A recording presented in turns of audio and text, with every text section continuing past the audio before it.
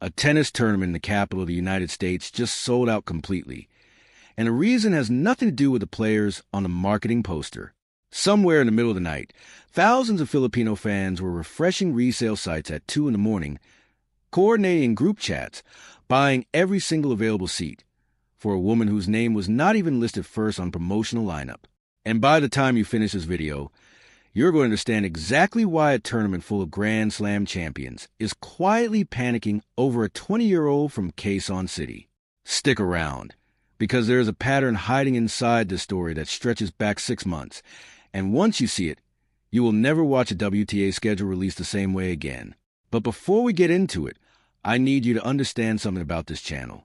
If you were tracking Alex Eala's rise back on Court 6 in Melbourne, back when tournaments still thought she was just a bracket filler, then you already know why this channel exists. We're the ones who saw this coming before the rankings caught up, before the marketing posters updated, before the tour figured out what was happening right in front of them. So if you have not subscribed yet, do it now, because we are tracking every single scheduling decision, every court assignment, every ticket count from Washington all the way to Flushing Meadows, and you do not want to be behind on the next one. Let us rewind 5 days before this ticket story ever broke. July 6th, 2026, Center Court, Wimbledon. Alex Eala walks off after a 3-set loss to Jasmine Paolini, 6-4, 4-6, 6-3. But here is the twist nobody wants to admit. She is walking off as the very same player who, just 48 hours earlier, had to throw in defending champion Iga Swiatek in a tiebreak that stretched all the way to 11-9. 3 weeks of scheduled rest were supposed to follow that kind of physical and emotional toll.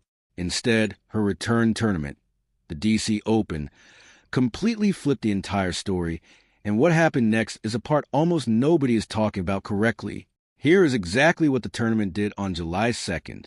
The DC Open released its promotional field for the event. Alina Svitolina was headlining, then Marta Kostyuk, then Naomi Osaka, then Venus Williams. Alex Eala's name landed 5th on that list, filed away under generic rising star language, like she was an afterthought.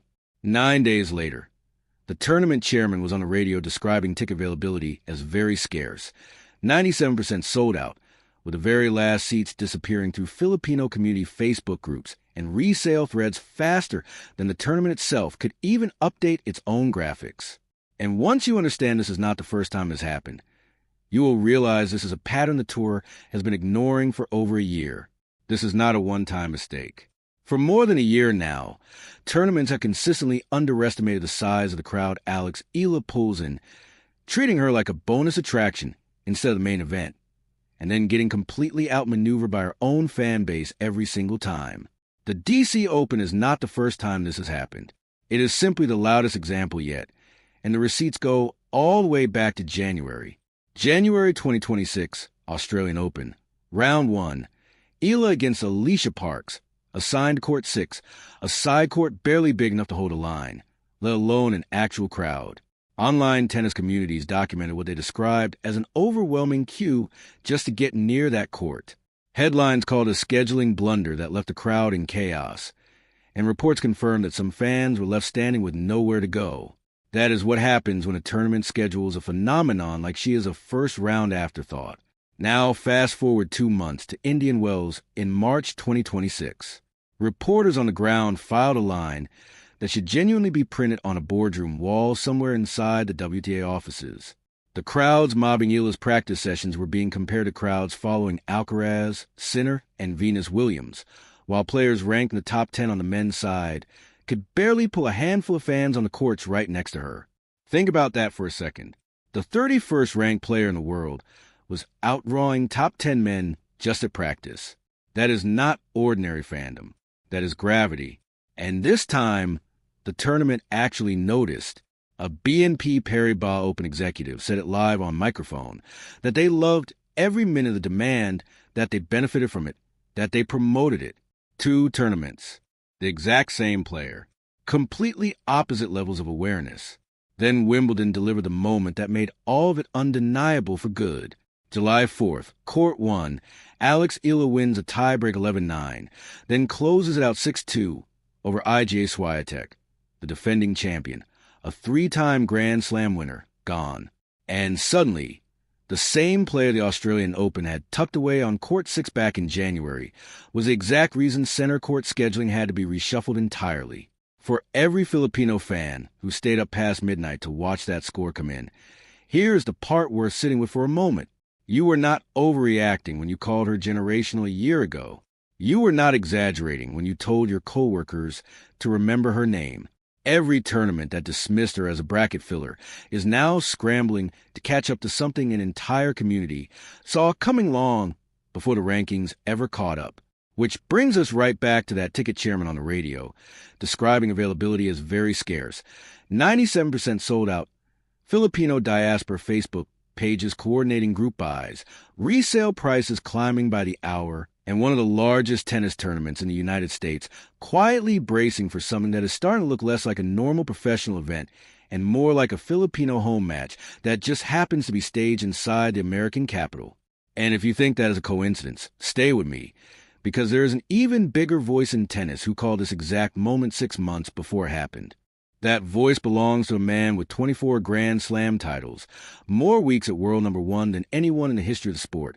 Someone who has personally watched 2 decades of so-called next big things come and go, and who knows the difference between a marketing push and a genuine cultural shift when he sees one. Months earlier, speaking about the crowd swarming around Eala's matches, he called a good problem to have. Sit with that phrase for a second. When the greatest player of his entire generation looks at 20-year-olds' growing fan base and calls it a problem worth having, tournament directors do not get to keep pretending this is a surprise anymore. And here is a part that should genuinely worry every single tournament left on the summer schedule. This is not a one-off headache that ends in Washington. This is a preview of an entire hard-court season being rewritten in real time. On August 1st, the National Bank Open opens in Toronto, a city with one of the largest Filipino-Canadian populations on the entire continent. After that comes the Cincinnati Open, then the U.S. Open in late August, where Eala's projected seeding sits somewhere around number 28. 3 tournaments, 3 separate chances for the tour to finally get ahead of this, or 3 more chances to trip over the exact same mistake all over again. And the demographic reality underneath all of this is not shrinking anytime soon. The Philippines is a basketball-first nation of over 115 million people that is slowly being converted into a tennis nation, one match at a time. And the diaspora spread across California, Nevada, Virginia, Ontario, and the Gulf region is a market the tour has genuinely never had commercial access to before now. A Filipino sports journalist put it plainly when asked about this, saying that the country has been hungry for the next Manny Pacquiao, that when Pacquiao was at his absolute peak, life in the country would stop, roads would empty out, and everyone would watch, and that this is the kind of ceiling Alex Eala is starting to unlock for an entire new generation. The DC Open ticket scramble is simply what the floor of that looks like, but none of this comes without a cost. And this is where the story gets a little more human. On center court, just 48 hours after eliminating Swiatek, Eala's serve visibly wobbled. She was wearing preventive tape on her left forearm. She described it afterward as more preventive than anything, adding that it had simply been a long season. Paulini went on to take that third set 6-3, and afterward, IGA Swiatek herself sat down in the press room and said something that reframes this entire story in a completely different light, that if she can approach these situations with bravery, with a steady mind, and with real intensity, then she can look back on her career someday and feel no regret. She added something quieter just after that everyone has days where they simply do not play their best tennis, and that she understands that is simply part of the job. The tour may spend this entire summer feeling regret over how badly it underestimated this demand. Alex Eala, in her own words, already made it clear she never intends to. Court 6 in January. Practice courts outdrawing top 10 men in March. Swiatek falling in July. A chairman on the radio calling ticket availability very scarce. The greatest player of his generation naming the problem publicly before the tour was even willing to admit it existed. And a 20-year-old walking off center court refusing to hand a single second of her career over to regret. The tour did not sell out that tournament in Washington. Filipino fans did. 1 resale ticket, 1 group chat, 1 2 in the morning refresh at a time. And every single seat this tour has ever assigned Alex Eala on the wrong court is coming back around now, at full market rate, with interest attached. So here's a question I want you to answer in the comments before you go anywhere. When the U.S. Open draw is finally released in August, does the tour finally learn its lesson and hand her a proper night session slot on the biggest stadium court available? Or does it get caught flat-footed one more time and shove her onto some side court while the line wraps all the way around the grounds outside? Make your prediction right now, before the seedings even drop, because I'm going to hold every single one of you to it in the next video. If you called the Swiatek upset before that tiebreak even ended, if you spotted this entire movement while Court 6 was still trending online, then this is exactly where the receipts get filed. Subscribe right now and hold this tour accountable with us, because the next time a tournament underestimates Alex Eala, we are going to have the entire story ready before their press release even goes out. And trust me, based on what is coming in Toronto and Cincinnati, you are going to want to be here for that one.